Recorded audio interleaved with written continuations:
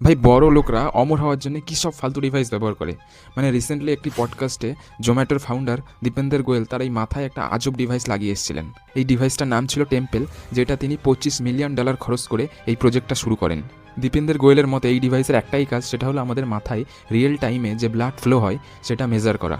দীপেন্দর ভাই এটাও মনে করেন যে যত আমাদের বয়স বেড়ে যায় তত গ্র্যাভিটির কারণে আমাদের বিভিন্ন ধরনের রোগ শরীরের মধ্যে জমা হয়, যেমন স্ট্রেস কিংবা যে কনসেন্ট্রেশন লস, সেই সবগুলো।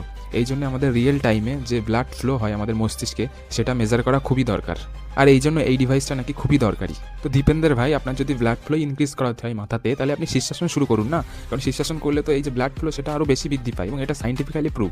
কিন্তু এই যে ডিভাইসটা, এটা কোনো রকমভাবে সাইন্টিফিক্যালি প্রুভ না। কারণ এইমসের একজন ডক্টর দত্ত বলেছেন যে এই যে ডিভাইসটা এর কোনো সাইন্টিফিক বেস নেই। তিনি এটাও বলেছেন যে আপনার কষ্টার্জিত অর্থ এইসব ফালতু জিনিস যেগুলো অ্যাকচুয়ালি বড় লোকদের খেলনা, তার পিছনে খরচ না করাই ভালো।